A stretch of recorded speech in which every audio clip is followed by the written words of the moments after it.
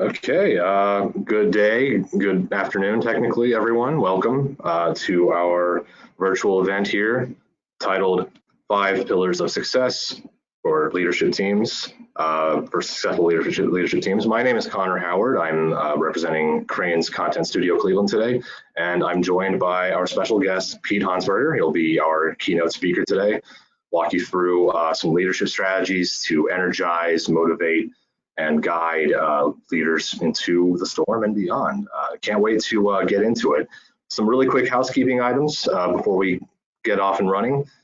This conversation will be recorded and you'll be able to see the video recording later. It'll be emailed to you afterwards, so keep an eye out for that.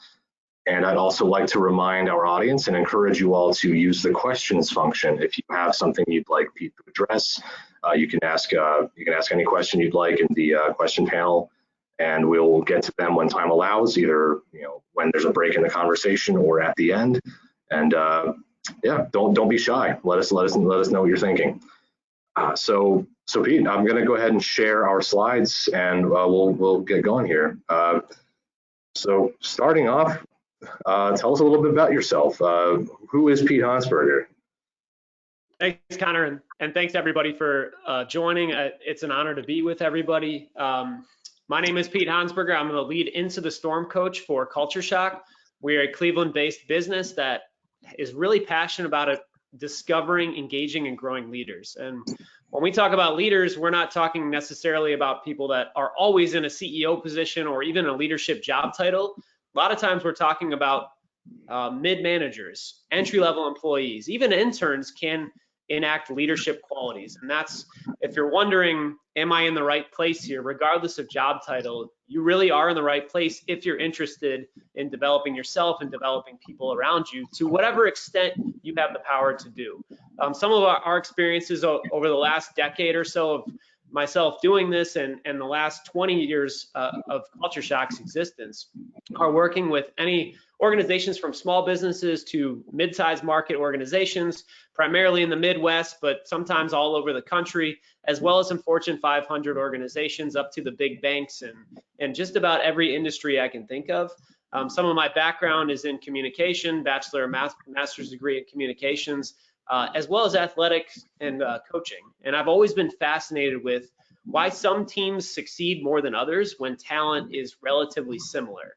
And yes, we have stars and things like that. However, a lot of times within companies or athletic teams or clubs, there are specific qualities that separate the good ones from the great ones, the sort of disasters from the good ones, and so on and so forth. So that's been fascinating to me. And over the last several years, we've put together these 5 pillars to help level up individual leaders, but also executive teams, mid-manager teams, team leads in manufacturing warehouses and beyond to help them adopt this mentality of ITS, or into the storm. Nice. So into the storm. Our #1 core value as a company is be a buffalo. That's for us internally, and that's everything that we try to help organizations do. And it comes from the legend in the United States that buffaloes and cows act totally different when storms come. Buffalo actually charge into storms. When they see rain coming, they see lightning, they hear thunder, they run as a herd directly into the weather. When they do that, it's a little bit painful because you're charging directly into something that can be difficult or uncomfortable, but if they keep moving, they get through it faster. That's what we do to help individuals try to achieve goals or try to overcome obstacles. That's what we do to try to help level up leadership teams as well as manager teams, is develop this mindset where it's better all the time and almost all the time to meet our issues, our obstacles, and our opportunities head on than it is to shy away from things, to kick important decisions down the road for 6 months or 2 years, to not bring up issues when we really should be bringing up issues, to not actively build trust and communicate effectively. And all the pillars that we're going to talk about, it all rolls up into this mentality of into the storm as a better way to live business-wise and in our personal lives. Awesome. So let's discuss then a little bit about a successful leader and why you might be here today. So there's several reasons, why you might be here today. If you're potentially just interested in developing your employees, especially leaders and managers that report to you, like you're in the right place. If you're interested in sharpening your own leadership skills, you might be here for that standpoint as well. If you're frustrated with a lack of growth for either yourself or your team members and wondering, where the next growth opportunities lie, or I need to get unstuck in some way, or I need to help my team do the same, you're in the right place. Even if your team is aligned, you might be wondering, what's the next step in growth? How do I continue to engage my people and ensure that they know this isn't the end of the road for them? This comfort and alignment we're feeling right now isn't the end of the road. There's still more growth to be had to keep people engaged. So as we mentioned a few minutes ago, leaders that we endorse and into the storm leaders are ones that challenge, that dive headfirst into challenges rather than shy away or hope somebody else makes a decision or makes the move. So let's continue along this path of, what are some of the practical challenges that we face? Because everything that I do for the next 45 minutes or so, I want to make sure that it's simple, it's practical, and it's actionable. So I'm going to be sharing a couple of our tools or some of our coaching drivers along the way within this framework of the Into the Storm program. Hopefully you can take something away that's valuable. If you're somebody that likes to write things down, I'd highly recommend that you do that, or make sure that if there's something that you hear that you don't want to forget, please either put it in the chat box as a question or record it somewhere that you're going to have easy access to it. So some things that we've come across working with all kinds of different industries and leadership teams in recent history, a lot of times strong leaders are needed when big picture decisions have to be made. We need strong and successful and into the storm leaders when there's inconsistency and somebody needs to provide that calm in the storm, so to speak.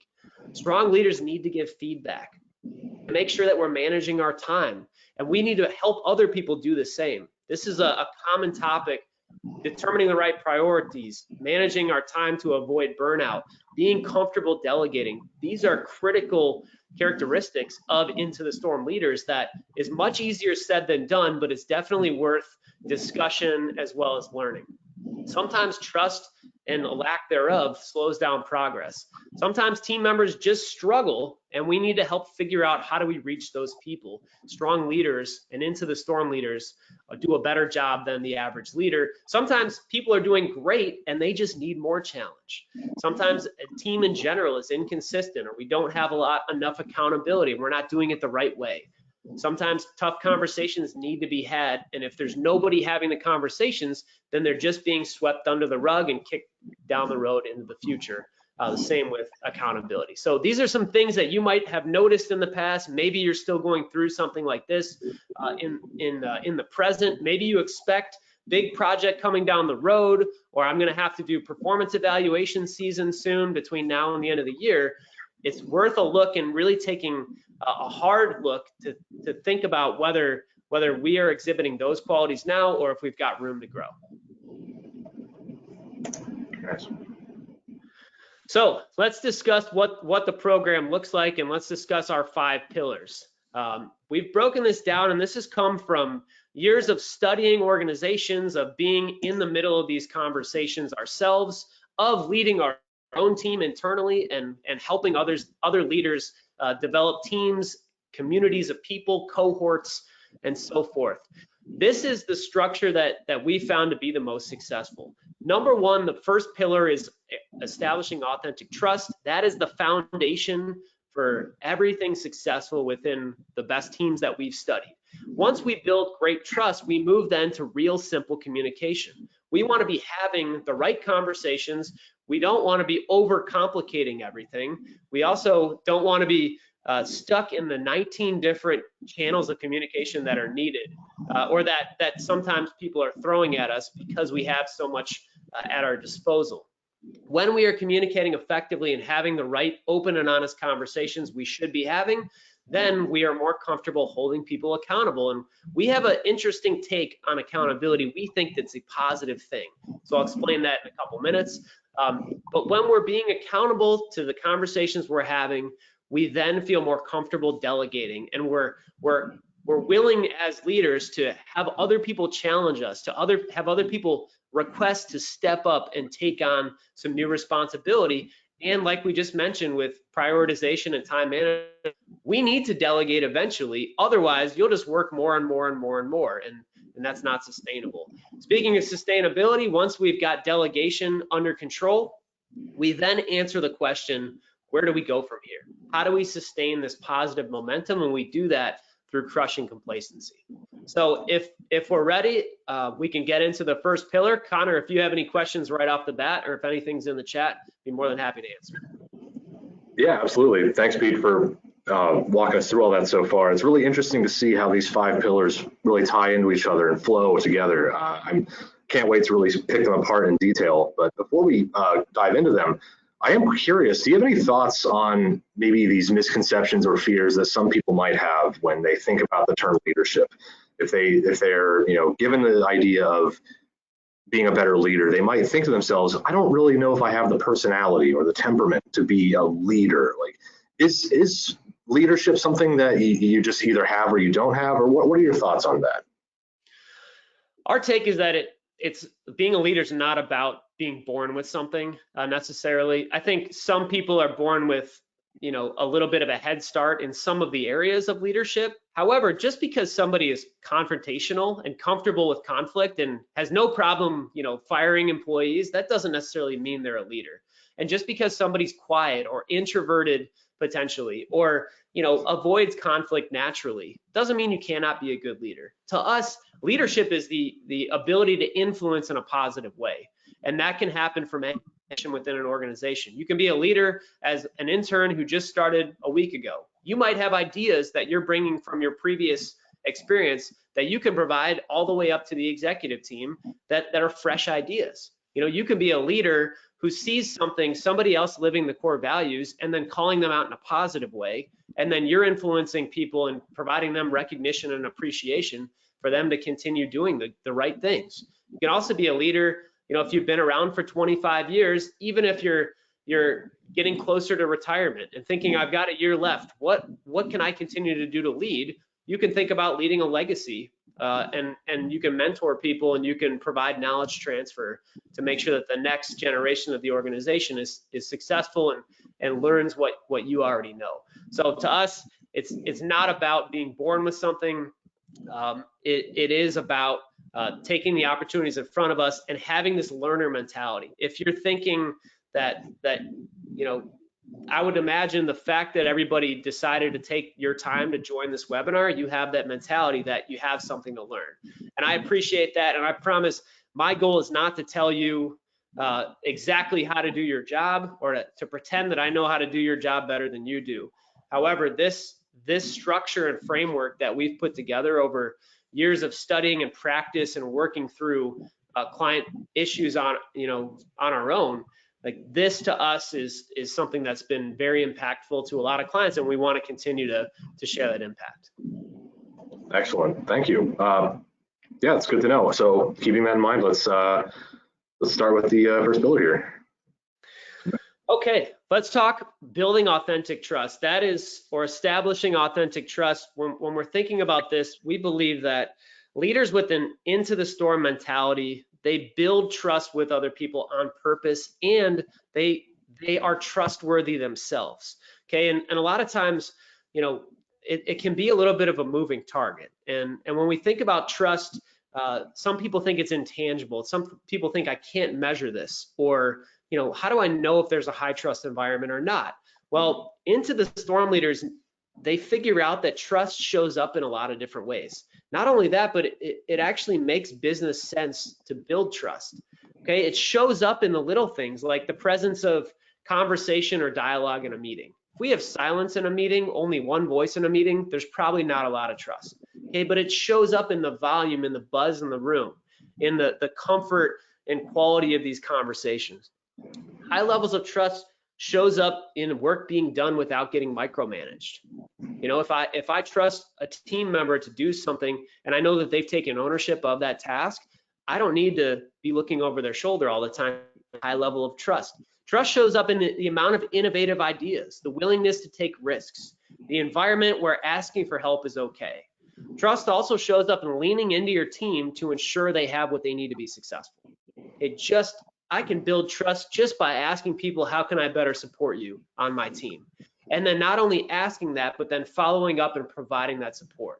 We've had a number of clients, especially in the last 3 to 4 years, where we've helped them build stronger trust and in some cases repair trust that was broken, simply because we helped them, like, not only ask the question, how can I support you? But then we held them accountable as a third party to actually following through on some of those things that their team said that they need help.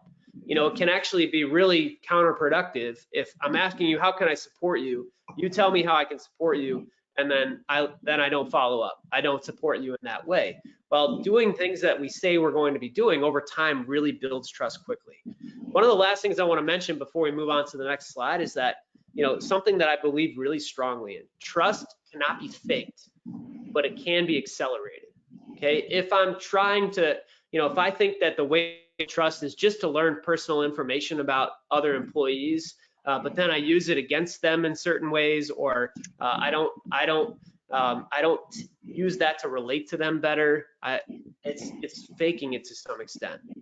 If you know, I've heard leaders claim that their culture was like a family, but then if you ask a little deeper into the organization, that's not really necessarily the case. It has to be authentic, but it can be accelerated, and it can be accelerated by the things that I just mentioned. Encouraging a, you know, psychological safety, as Brene Brown puts it, making sure that people know it's okay to challenge you in a meeting, as well as you know, letting people know that you're going to do what you say you're going to do. You're actually there to support them. So if we move on to the next slide, we've got a little bit more tactical information as well. You know, one of the other things I like to mention about building trust is that it actually makes business sense because it speeds up decisions. It saves you money. It leads to results. You know, when it comes to building trust, I think a lot of people are, they ask us, or they wonder, like, how do we start? Where can we actually start? How do we start building trust? Or I think my team's pretty good in trust. What can I actually do? And very simply and very tactically, you can start by just asking people for feedback. Do you feel like you're supported by myself, the leader? Do you feel like you have clarity on what's, you know, what you're responsible for, what your team's responsible for? It can be actually encouraging, and in some cases requiring people to challenge my opinion as a leader. You know, I want to hear one thing from each person in this room in the next 5 minutes, you know, to start a meeting that you would do differently if you own the company.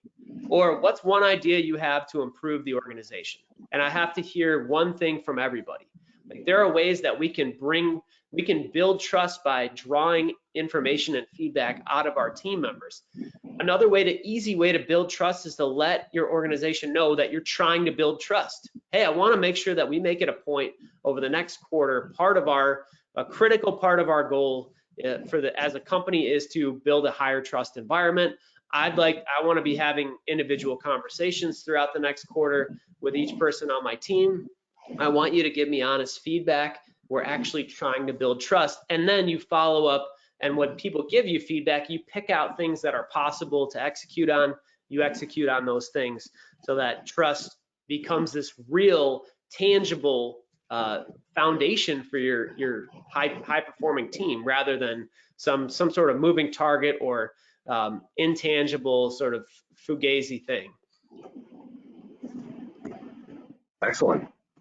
I know that, yeah, trust building, you know, has to be authentic, and, you know, I think we've all experienced moments where trust is not always authentic. And, you know, I was wondering if you had any, I don't know, cautionary tales or, you know, instances to avoid or just be aware of in terms of what can happen when a team is not founded on trust, or if, you know, trust is lost. You know, what could go wrong in those instances? Sure. Yeah, that's a great question, Connor, and I think we probably all have cautionary tales if you're watching and listening right now. A few that come to mind is just a lack of alignment happens when trust gets destroyed or trust is low. Instead of working together when there's a low trust environment, we tend to retreat back into our shells so that we can protect ourselves. The focus becomes about how do I keep my job, or how do I make sure that this change doesn't affect me, rather than focusing on the we, and when we do that, when we retreat into that shell, we miss a lot of opportunities around us. Some other cautionary tales, I mean, we've seen lack of trust delay decisions for years, whether it's, delaying an opportunity for somebody to get promoted because they have not earned the trust of the leader, or whether a leader is just not willing to trust somebody who's legitimately earned that trust. And then that causes dissension over a period of time, and that person is at risk of leaving, or they become somebody who builds up resentment over time. We've also seen the pitfall of the loudest voice in the room taking us right into a big mistake. If we don't have trust, then somebody, whoever is either the loudest voice or the person in charge might be leading the team down a path that others see is a complete red flag. However, nobody listens to them.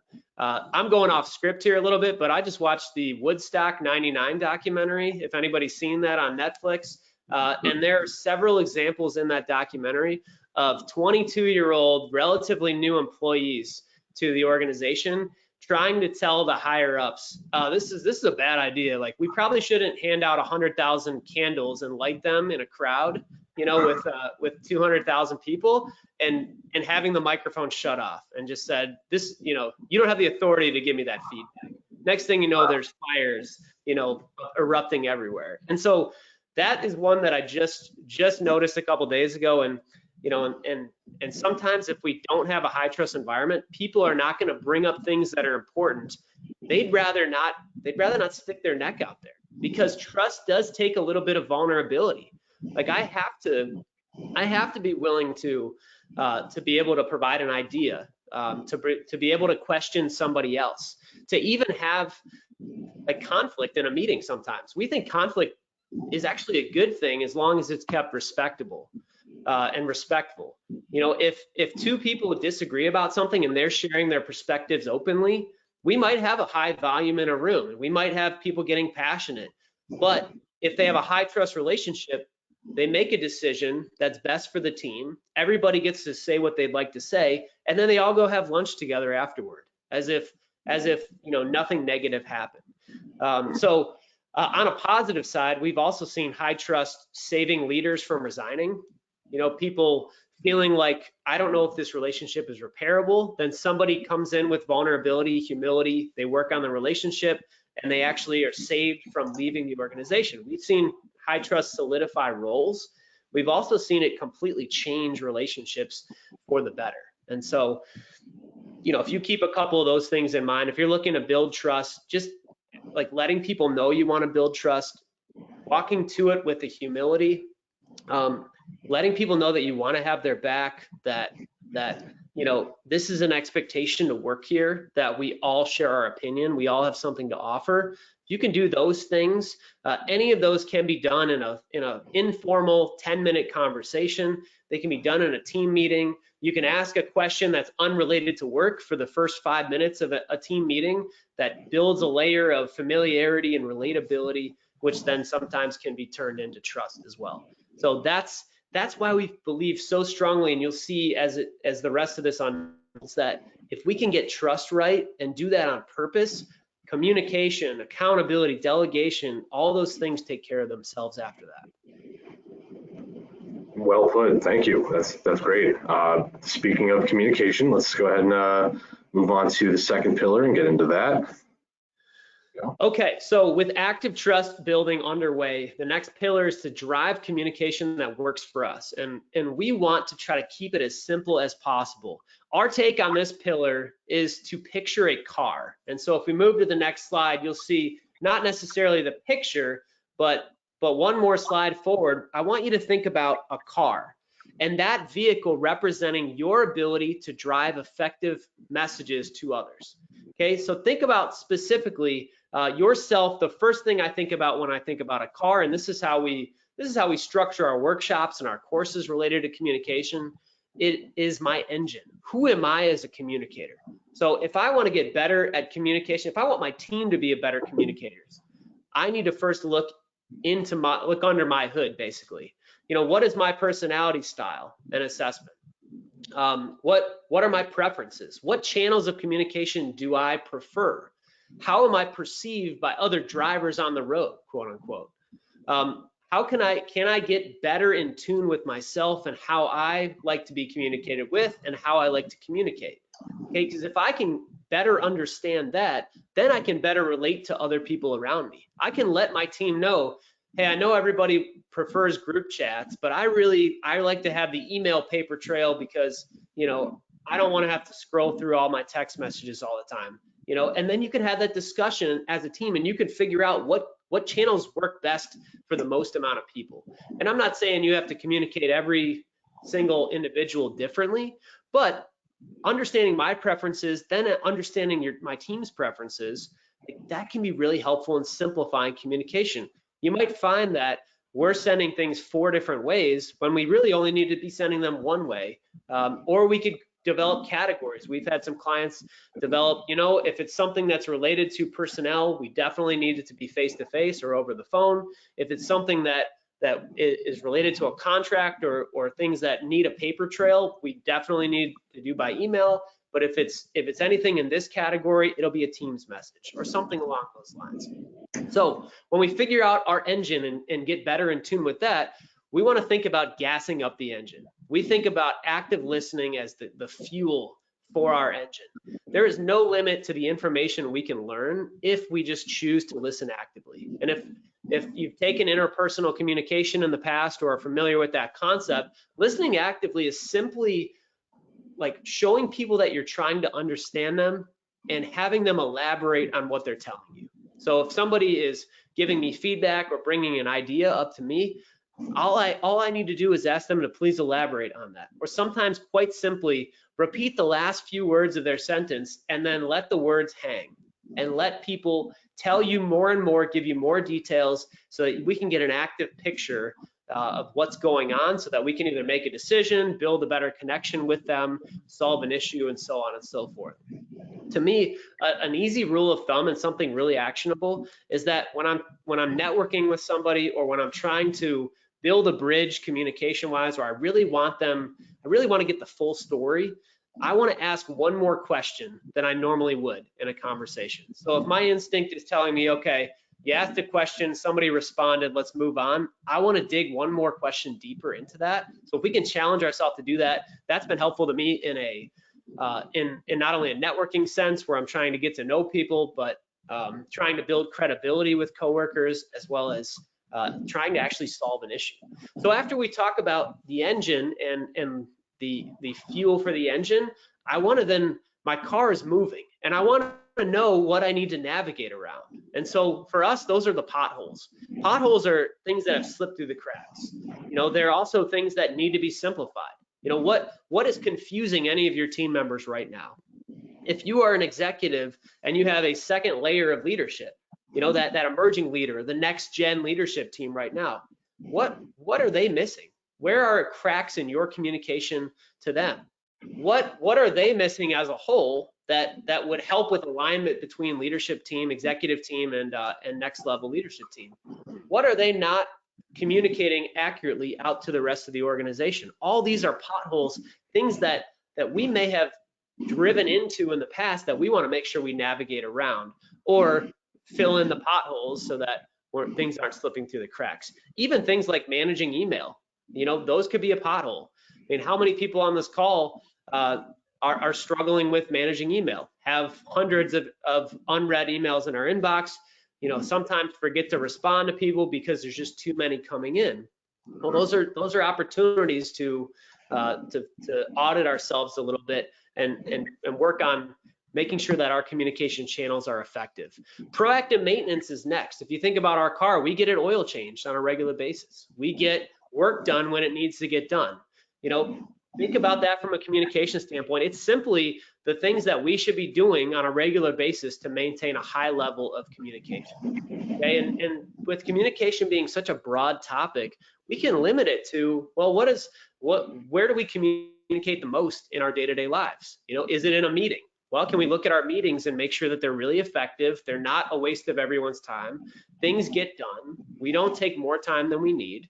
Okay, we can think about individual one-on-one conversations. How often should I be checking in with my team? For everybody, it's a little different. But if you haven't talked to your direct report in 2 months, it might be a good idea to think about, man, maybe I should schedule a cadence to make sure that I'm communicating with my direct reports more regularly. If your team's doing a great job and you want to step back from communication a little bit, that's an option too. And say, look, I don't want to micromanage. And you can even get feedback. Hey, here's a question that sometimes we'll ask. If I'm a leader, I can ask my team member, am I currently communicating with you too much or not enough? And you can't say just right. If you had to answer, what would you say? And then that'll help us get the communication cadence correctly. It can be related to formal conversations like performance reviews as well. It can be related to how many emails go out to the whole staff. If you have a larger organization and you've got multiple locations, how do we get that cadence right? So these are the proactive maintenance pieces that we should be thinking about on a regular basis. And at any time, we can audit ourselves and we can reset that cadence. The final piece of our communication car is acceleration, and that is simply improvement. Like, what does 1% even improvement look like in all directions? How do I become a better communicator tomorrow than I am today? And sometimes we'll talk about accelerating downhill, which is to our direct reports or to people that are reporting to us directly or indirectly. How do I accelerate uphill, which is, can I do a better job of influencing executives that are up the chain of command from myself? Can I use curiosity? Can I ask for advice rather than telling people, and acting like I know better than they do? Communicating uphill, accelerating uphill, that tends to work better. And then accelerating on flat surfaces, that's using our peer group. That's using this emerging leader cohort that we've helped create with some organizations. That's using the resources that you have to make sure that our company feels like a community of people that is a resource to each other, that has each other's back, and even establishing go-tos. I was just on the West Coast a couple weeks ago working with an association where there's a young professional group within the association, and they were talking about, I want to have go-tos in specific scenarios that are even outside my organization. And that can be a huge asset as well, to have the subject matter experts available. So if you're wondering, where do these experts come from, you can sit down and think about, the major communication challenges or the opportunities that are in front of you, or even issues in general that you're dealing with. Who could you go to ask for help in each of those situations? And the better understanding we have of that, the better we can accelerate when it comes to communication, our own performance, and beyond.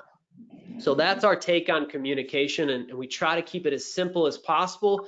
Everybody who can work their way through this vehicle, and at the other end of it, there's an acceleration opportunity for just about everybody. Speaking of keeping it simple, Pete, I think we've all encountered examples of team leaders, managers, just kind of getting wrapped up in buzzwords and kind of over communicating a little bit. I was just curious, how important do you think simplicity is when it comes to effectiveness in communication? Like, is it really, keep it just to the facts, just to the basics, or is there nuance there? That's a good question as well. I personally would rather see too much communication versus too little if we had to choose. But part of simplifying communication is helping a team determine who your go-tos are, or helping determine what's the right context.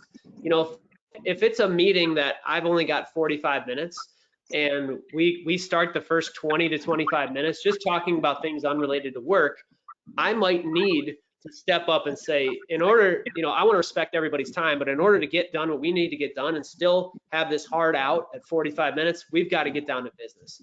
And so I think sometimes we can allow ourselves to stray a little bit from what's really effective, Sometimes that's great because, you know, in the informal moments, sometimes beautiful things come from that, new ideas come from that, or even increased trust and connection.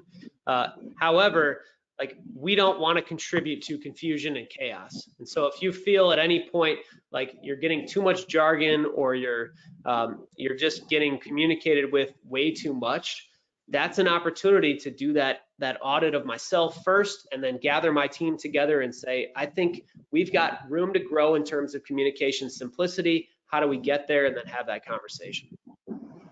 Gotcha. Awesome, thank you. I'm going to go ahead and move us along to pillar number 3. So this is positive accountability. And now that we've talked about building trust and communicating effectively, the into the storm leaders actually see accountability as this positive thing, as a service that we offer other people. Into the storm leaders set goals in order to achieve results, and we help others set goals as well. We challenge each other so that they grow and they realize their potential, not so that we can make people look bad, or not so that we can stroke our own ego. We want people to grow. We also don't make excuses, and we don't accept excuses. Rather, we coach people through legitimate challenges that they're having. We understand that life is happening, and we can relate to people on a human level, you know, and so it's not all drive. Rather, it's at any given point, I want to help people grow for their own sake, and I want them to grow for the company's sake. So we also give feedback when it's the right thing to do. And that's a hard thing to figure out sometimes, but like, if there's a piece of feedback that needs to be given, man, it's our responsibility. And into the storm leaders don't see the discomfort or the potential lightning and run in the other direction. We give the feedback for the sake of, hey, it's part of my job, part of my responsibility. Even if it's not my job title, it's part of my responsibility to give this feedback to help this person be better tomorrow than they are today. So that's positive accountability for us. Now, if we move to the next slide, I want to show you briefly how we break it down. And if you're still wondering, well, how is that a gift? How is that a positive thing? Well, if Connor is my boss, or he's my leader, and you talk to me about, hey, this quarter, we really need you to accomplish this in order to take that next step in your career. Like, I really need to see this out of you, okay? And then you don't hold me accountable to that, like, you're doing me a disservice. But if you say that to me, and you show me, and you ask me questions like, you know, where do you want to be in a year? Or where do you want to be in career-wise in 3 years or 5 years? And I let you know that, and then you actually hold me accountable to not making excuses, to, hey, Pete, you said you wanted to accomplish this in the next 3 months. You know, where are we at in this process? Like, that's a gift that you're offering to me. You think about the best athletic team you've ever been on. A lot of times the coaches had really high standards, and there was an expectation that everybody together did what they said they were going to do. If you think of great businesses or great leaders you've worked for in any job, usually there was some level of high expectations and helping us do things that in a lot of cases we didn't even think we could do or that we were capable of. So that's really what our goal is to help people realize potential and ensure that they're executing at a high level. So when we break this down for clients, we talk about the 3 E's. We help people set clear expectations. Into the storm leaders do that, and we've got some simple tools to do that. We help them elevate accountability. So think about what it would take to become more accountable as an individual and as a team, and then we evaluate. And when we evaluate, we ask questions like, how do I know if it's working or not? Have we met our goals? If not, you know, can we provide additional objective measures to ensure that we're being accountable? And then we can start the process all over again. One quick tool I'd like to offer everybody while we're here, very actionable, very easy, can take place in a 30 to 60-second conversation, is something we call the communication agreement. And this is a simple 3-step process in a conversation. Sometimes when we set really good expectations, it takes away the need to have the accountability conversation on the back end, because it solves the problem right up front. A lot of times people aren't accountable, or they fall short of expectations because they just didn't know what was expected of them in the first place or didn't know how to do it. So if I'm executing a communication agreement, step one, I want to let somebody know clearly, here's what I need you to do. Or if it's a communication, here's what I need you to know, and here's when. So this could say, hey, for the next week, I need you to do this, or here's a project that I really want to be successful. Here's your role in this project. This is my expectation of you. Okay. Part two is, will you please commit to letting me know if you need help? And it's that simple. And it's getting somebody to agree with you and to asking for help if they need it. Because a lot of times it can sometimes be perceived as a weakness if somebody admits that they need help, or I don't want someone to know, so I'm going to kind of lay low and hope somebody doesn't notice. Then maybe I'll get up extra early on, the day it's due and try to figure it out at that point. That takes a humility and a vulnerability to ask for help. But if we talk about that up front, it's not so scary. And then number three, after they've admitted that they're going to ask for help if they need it. Number three is, if I notice that you need help, how should I step in? So even if somebody's admitted to me that they're going to ask for help, if I assign you something on Monday that's due on Friday, and Wednesday night comes along and I haven't heard anything from you about this, and I know that it's complicated, I might have to step in and say, are you sure you have everything under control? Well, if I ask people up front, okay, for their permission, not that we need the permission, but to get them in the game, to give them ownership, and say, would you prefer if I texted you on Thursday just to check in? Is that okay? And they'll say, oh, of course. Or should I call you if I don't hear anything, or if I sort of sense that something's off? I haven't seen you update the spreadsheet or change the dashboard at all, and it seems like things are kind of going downhill. Like, I'm going to need to step in. How should I do that? And a lot of times they'll let you know, oh, it's no big deal, just do that. And then when it comes, if you have to follow up, it's not so hard. It's not such a difficult conversation because you already talked about it. So one, here's what I need you to do. Two is, will you commit to letting me know if you're falling off track? And then three is, if I notice you falling off track, how should I step in and what should I do? When it comes to elevation, just a quick reference, one of my favorite books on elevating accountability is called Extreme Ownership by 𝐥𝐢𝐤𝐞. So if anybody's interested in looking for a resource there, it's about modeling the accountability and becoming the most accountable person in the room, and then helping others to do the same. And then when it comes to evaluating accountability, that is just as important as the other two. Just asking ourselves, is it working? Do I need to reset any expectations? And we've got some really good feedback tools that I'd love to help anybody with who's interested on top of that. So that's accountability for us, and ready to move on to the next pillar, unless we've got any more questions. No, I think you've illuminated that concept very well for us all. Thank you. Yeah, I'm going to go ahead and move us along to the fourth pillar here. Okay, this is the power of delegation. This is pillar number 4 for us, and we believe so strongly in delegation because the farther you are into your leadership journey, the more you'll realize you cannot do it all yourself. Just a quick review of your daily and weekly tasks could also reveal that you're not doing all high value activities, or things that are really equal, equivalent, or above even the level that you're currently at within the organization. We had a client not too long ago nearly resigned due to the fact that they had to do day-to-day minutia that was slowing them down, and it would have been a huge loss for the organization and kind of a sad situation all around. But with repeated effort over a period of time, actually taking a hard look at what are the things that I really should be doing, and thinking, even if it doesn't feel possible today, thinking about what if I could offload this task and then this task and then this task, and is there anybody around that would be willing to step up? Or if we don't currently have an employee that could do it, could we hire somebody in the future that could eventually take over this responsibility? What would it take for me to train somebody to get this done little by little, with accountability offered through coaching? This person offloaded a lot of big and small responsibilities that actually allowed him to do bigger projects and also empowered other team members to step up.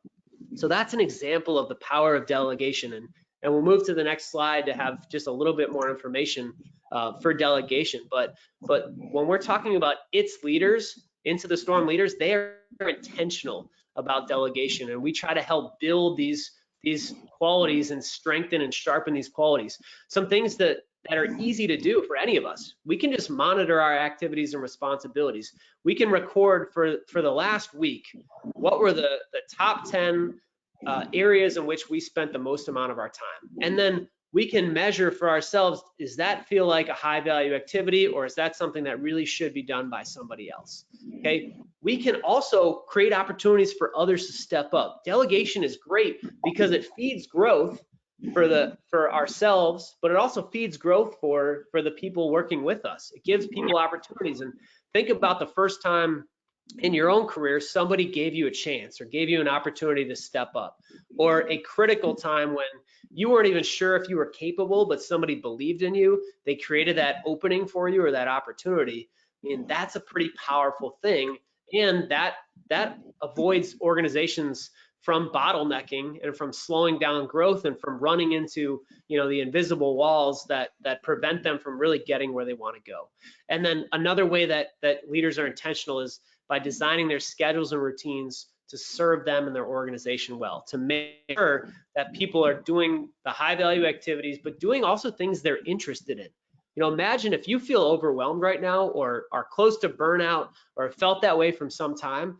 Imagine if you could spend the majority of your time doing the work that you felt was most valuable, that best fit your skill set, and you enjoyed doing the most.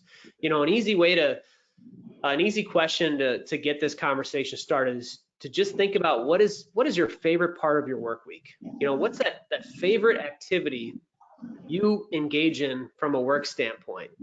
Okay, and then the next question is, how can you spend more of your time doing that?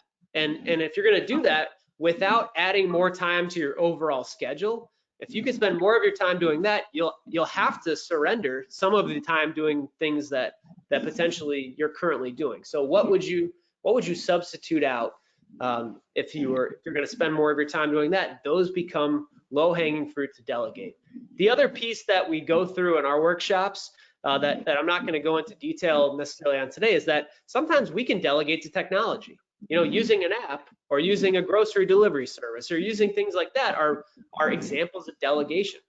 So better utilization of a CRM, that's an example of delegating rather than having separate spreadsheets and doing rework over and over and over. So we can delegate to things that are not even necessarily employees. And so if you're a solo entrepreneur right now, or if you have a really small team and you're thinking delegation sounds great, but I don't have anybody to delegate to, we can automate things. We can delegate to technology.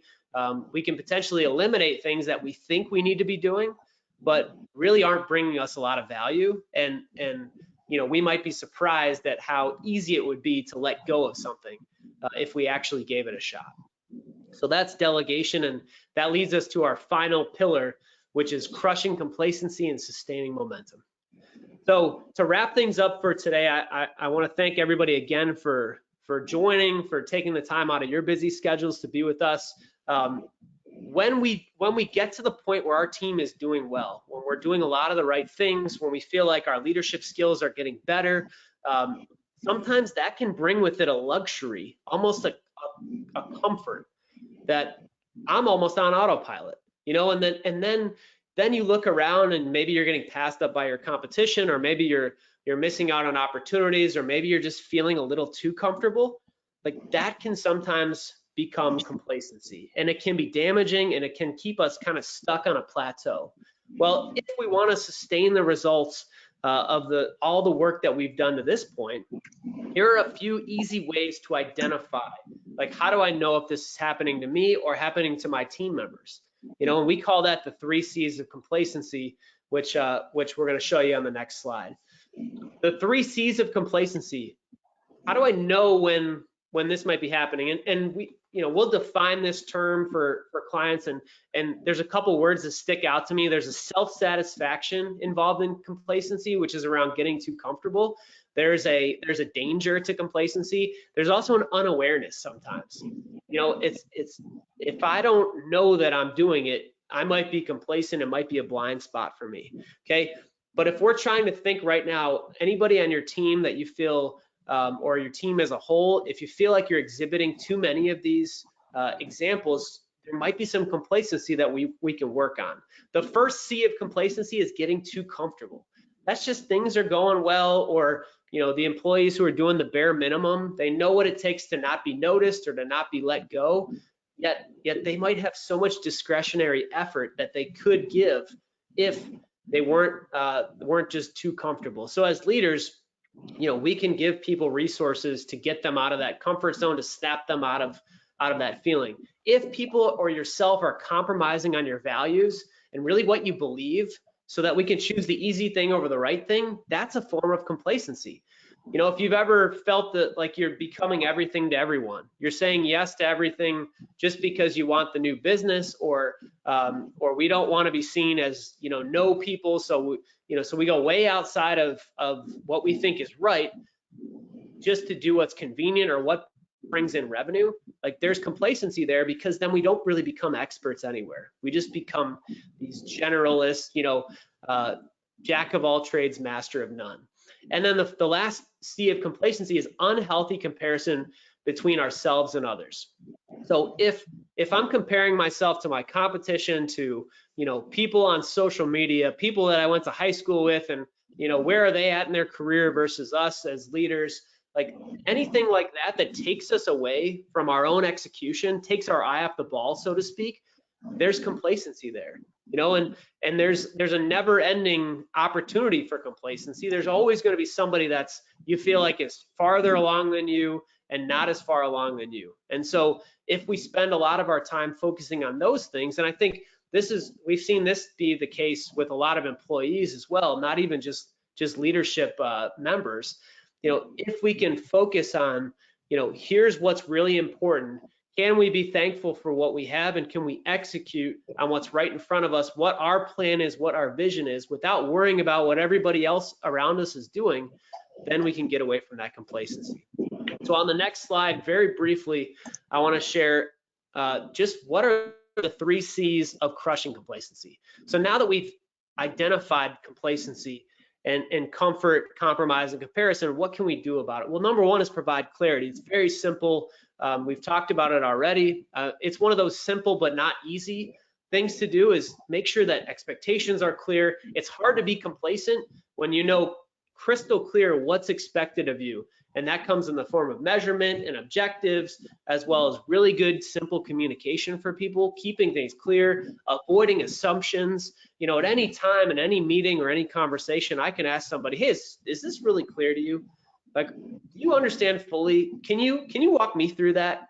Like, can you go over with me? That way I know that you know, and kind of thing like that.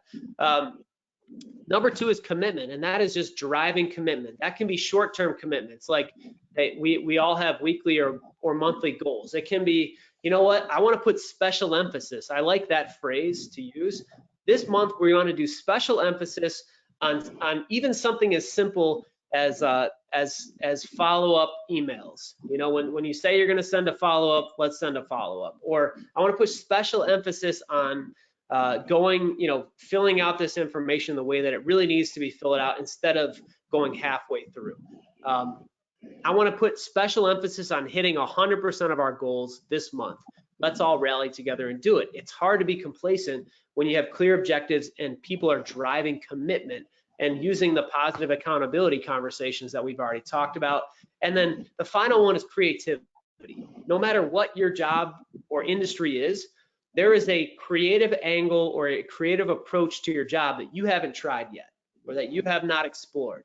One of my favorite in workshops where we talk about complacency is to get people into small groups and just ask them to discuss for about 7 to 10 minutes. What is one way that you could do your job more creatively? Like a creative way that you could do your job that you don't currently do it.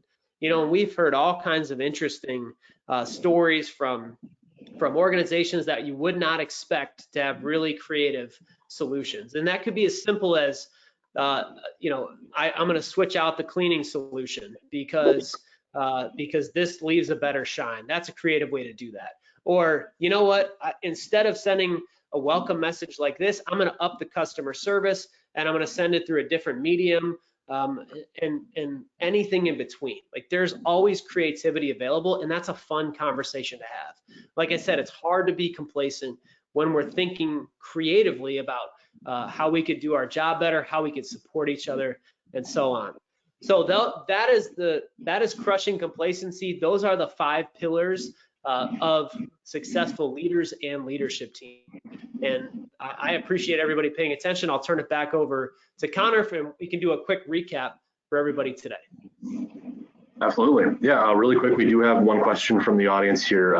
Looking back at when we were discussing accountability, you mentioned a book. Can you repeat the title and author of that book really quick for us? Sure. That book is called Extreme Ownership, and it is by 𝐥𝐢𝐤𝐞. He's a Navy SEAL who commanded an operation, and many operations, but there's some really interesting stories in the book. He's since created a leadership consulting organization and helps organizations all over the country, and I believe all over the world. But it starts with accountability. He tells a story in the book how he came to this extreme ownership mindset. Like, it clicked for him after a difficult operation, and from that point on, he decided to take full accountability for everything, every task, everything in his business and personal life. And it's one that I love related to accountability. Great. And thank you. And we have another question. Paula Novak asked, is it possible to get a copy of this slide deck, and is this being recorded? To answer your question, Paula, yes, there will be a recording. You will get that in your email, I believe tomorrow, when the recap email goes out. So keep an eye out for that. In terms of the slide deck, I'm not sure if that'll be shared afterwards. I will have to get back to you on that, but thank you for your question, Paula. And lastly, a question from me, just looking back on what we've covered today, Pete, this has been just enlightening and very, very interesting stuff. We've talked about today how leadership is a skill set, it's a mindset, it's something that can be practiced and honed. But as we all know, habits aren't formed overnight. They take effort and investment. So I guess as a recap here, outside of these 5 pillars that we've discussed, what are some other ways that leaders can continue to hone their skills in their day-to-day lives as a habit? Another great question. That's one of the keys to engaging in any sort of learning is to sustain it. How do we make sure that things that we want to improve catch on, and everybody's got their own opinion as how long it takes to create new habits. There is a good book called Atomic Habits that we really like by James Clear that's related to individual habits. One of the easiest ways that I can make sure that we're sustaining results is to actually seek out other people and like seek out accountability partners. Hire a coach if that's something that you're interested in. Make sure that we're challenging ourselves to look for new resources that are going to either question our way of thinking or continue to encourage us to be consistent. Because if we can achieve consistency, that's habits. That's where the 1% compounds, 1% improvement compounds into 10 and 20, and then doubles your improvement, and so on and so forth. So if in generally we have this learner mentality, I don't know that that's extremely practical, but overall, if we can have a learner mentality and think about what really do we want to accomplish, measure that, ask people to hold you accountable to that, like that's when we can develop habits. And if we can find it in ourselves as well to see what we really like, where we really want to make improvements, and then like light that fire for ourselves, like get honest feedback from other people. Like there's really a lot of accountability that's needed when it comes to new habits. But by the time something becomes a habit, we're doing it on a regular basis. So I think last thing I'll say is just a regular audit of, am I doing the things that I want to be doing? Am I executing the way I want to be executing? And then make adjustments from there. James Clear in Atomic Habits, he talks about, instead of always saying, like setting short-term goals, like I want to be more healthy or I want to lose weight. Instead of saying that, he recommends like just saying instead a healthy person. And so everything I do should just be in line with what a healthy person does, because with every action you take related to our health, we're casting a vote toward being a healthy person or not. And in a business setting too, if I want to get better habits, I might just say if I want to be more organized, I'm an organized person. So I'm going to do things that an organized person does. And if I can repeat that to myself enough, I'm gonna make that a habit. And so that hopefully that's a somewhat practical example of providing. Awesome.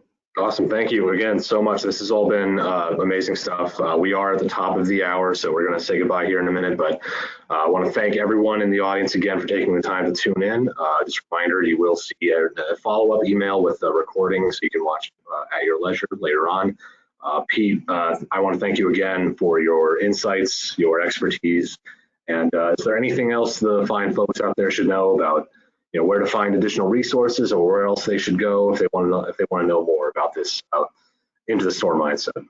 Absolutely. Well, first off, in addition to the recording, everyone will be receiving a free It's Leadership assessment from CultureShoc. This is an assessment. It takes 5 minutes or less, and it gives you a quick snapshot of where your leaders are. So this is going to be coming from us to you just for attending this webinar. You can also email me directly anytime. I'm just pete@cultureshoc.com. Remember, there's no K on the end of shock. You're welcome to email me with follow-up questions, or if you'd like to talk further. Our website, cultureshoc.com, also has free downloads and a blog that might address some additional leadership questions and opportunities for you. But overall, I just want to encourage everybody, let's stay in touch. We look forward to whatever role that we can play in assisting the development of your Into the Storm leaders. Let's stay in touch and not be strangers. If we have opportunities to connect, let's do so. And again, I'm grateful for taking your time and being with me today. All right, thanks again, Pete, and thank you again to everyone out there. You can see Pete's contact information there on the last slide. Thanks again for joining us, and have a great rest of your day. Everyone take care. Thank you. All right. All the best.